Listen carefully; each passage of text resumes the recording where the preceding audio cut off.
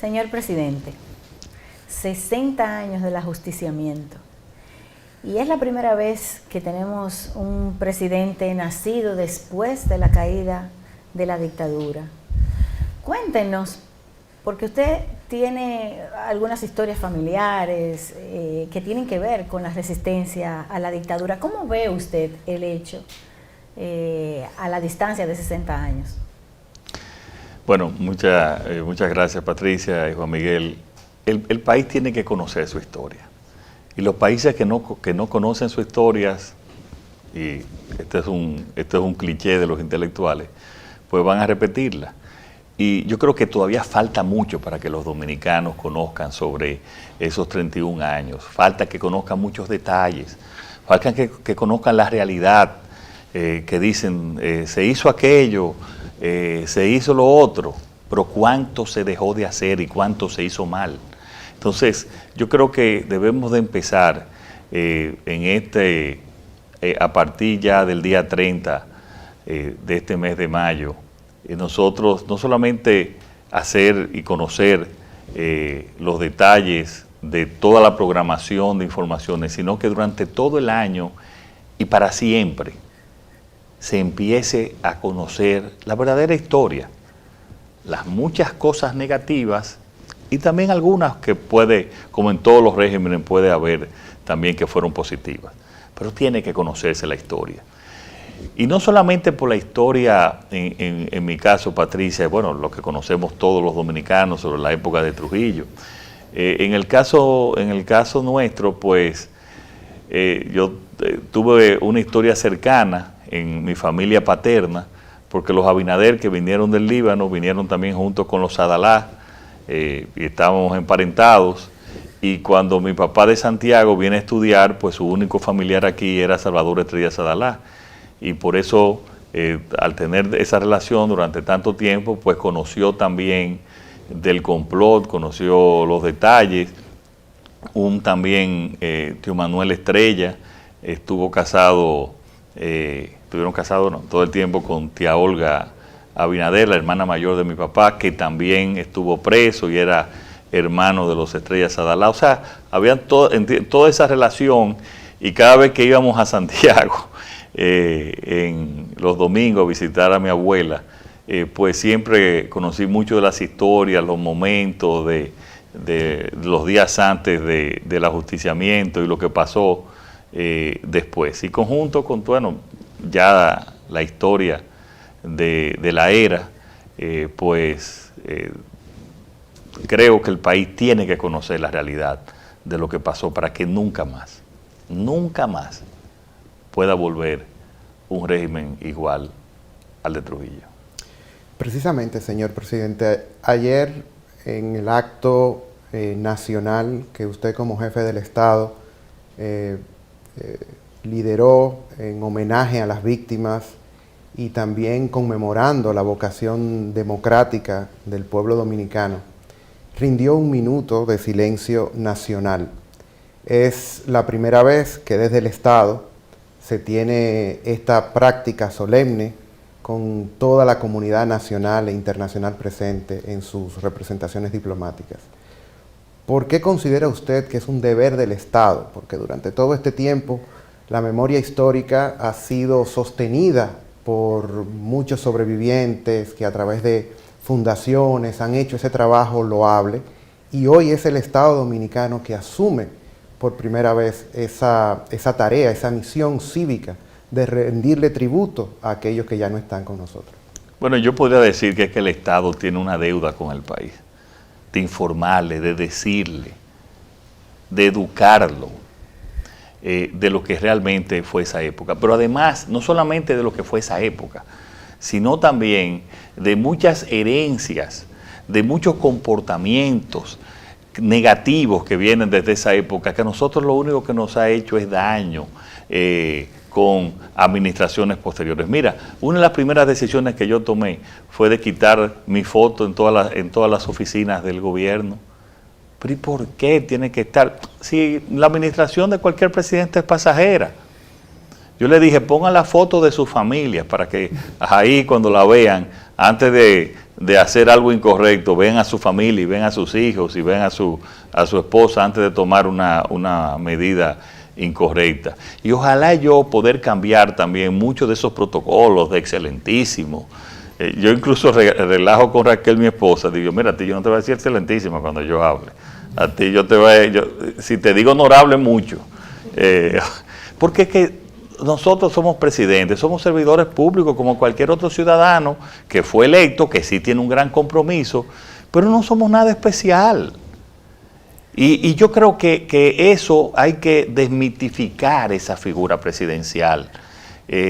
Claro, que haya el respeto debido, pero claro, ese respeto lo tenemos que ganar cada día desde el gobierno. Pero hay que educar, hay que la gente eliminar esa cultura de autoritarismo, de caudillismo, de que yo soy el único que puede. Mentira, que hay mucha gente que puede ser presidente y que lo puede hacer bien. Y quiero dejar esa, se puede decir, enseñanza en el país y en la educación, especialmente de las nuevas generaciones. Hay una herencia de esas características que tenía la dictadura. Ya usted mencionó el culto a la personalidad, un aspecto en el que Trujillo exageró hasta lo impensable con su megalomanía. La otra es el uso de los recursos del Estado para provecho propio. Hay personas hoy día que por faltas en la educación, como usted dice, que no se ha contado bien la historia, no se ha hecho, hay muchas complicidades también, que creen que Trujillo es orden. Sin embargo, cosas que hoy vemos y que criticamos tanto, como las compras y las contrataciones, por ejemplo, de parte de personas que ocupan cargos y que a la vez son proveedores del Estado, por ejemplo, y es exactamente lo que hacía Trujillo. Trujillo no solamente era el principal proveedor del Estado, llegó a crear monopolios usando el poder que tenía para hacer leyes y decretos.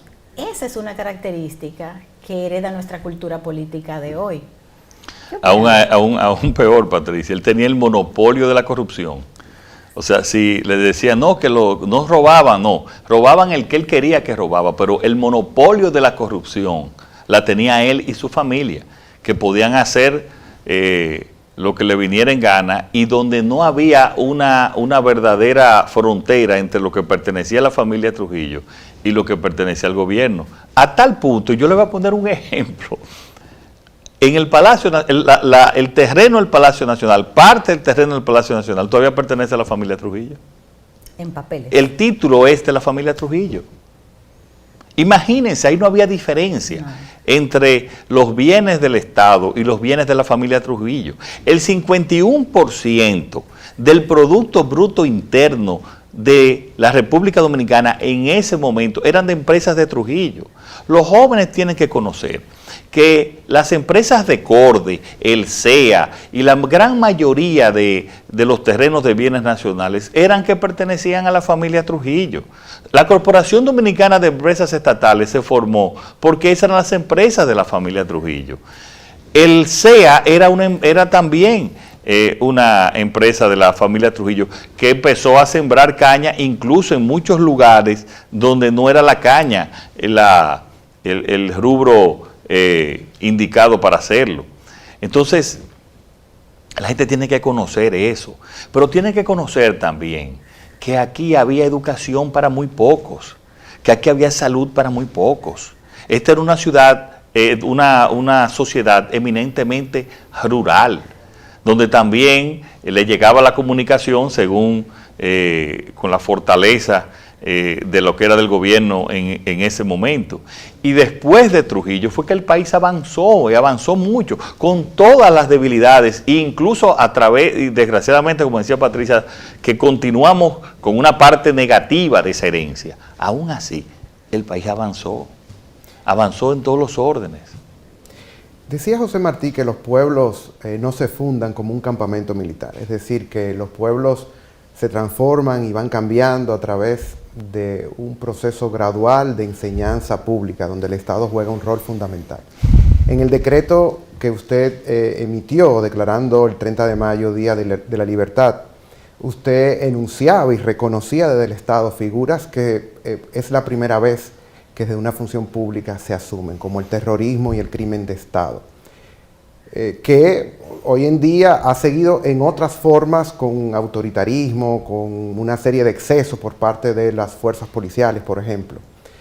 ¿Cuál es el mensaje que a los 60 años del ajusticiamiento de Trujillo y el fin de su régimen, en un proceso en el que la sociedad dominicana se lanzó en aquellos años a recuperar lo robado, a clamar por el fin de la impunidad, a conquistar en las calles esos meses posteriores al ajusticiamiento los derechos fundamentales y la conquista de su libertad? Hoy a la juventud dominicana, ¿cuál es el mensaje que usted como presidente de la nación le diría a esos jóvenes que por diversas razones nacieron y viven en la pobreza y muchas veces tienen una desesperanza y han dejado de creer muchas veces en el ideal democrático? Bueno, que yo lo que creo que ellos, creo que hay un renacer de la juventud ya desde hace varios años. Las marchas verdes, las protestas frente a la Junta cuando se pensó que se estaban violando los derechos democráticos, esa es una juventud, Juan Miguel, que también está ahí y que en caso de que el gobierno, mi gobierno, haga algo incorrecto, eso van a estar también en esa misma actitud. Y yo pienso que eso es positivo. Yo creo que ese despertar es positivo.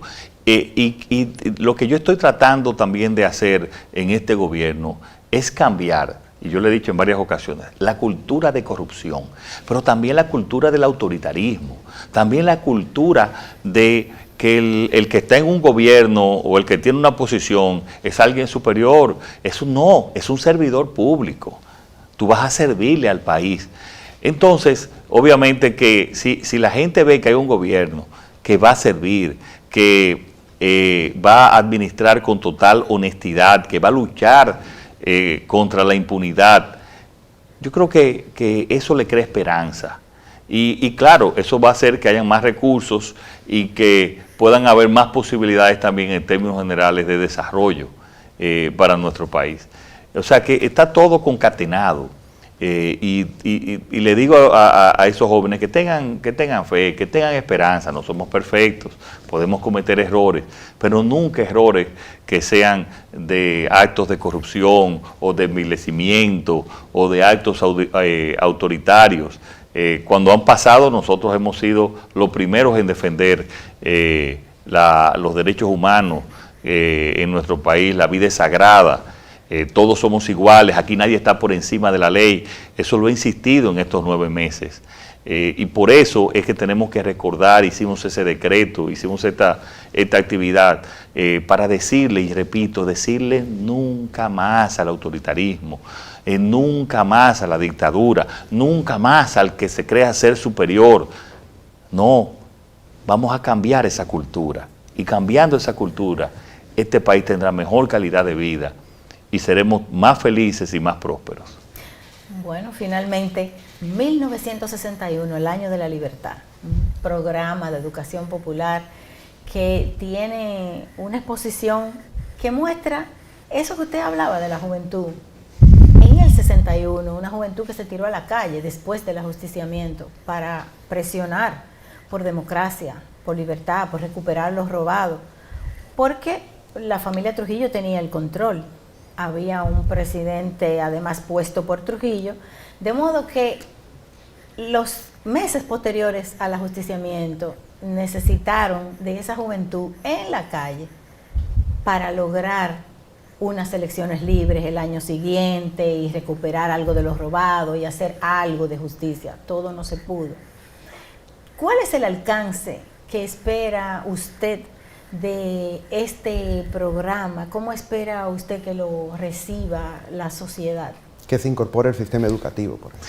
Mira, yo espero que la sociedad, ya los que conocieron de edad más avanzada saben, y yo pienso que lo apoyan también y quieren darse a conocer más. Pero como te dije, ha sido una falta de los gobiernos en poder promover el conocimiento, repito, Patricia, es conocer lo que pasó, las barbaridades, los comportamientos de sociópata que tenía también el dictador, cosas que muchas veces y muchos detalles no se conocen.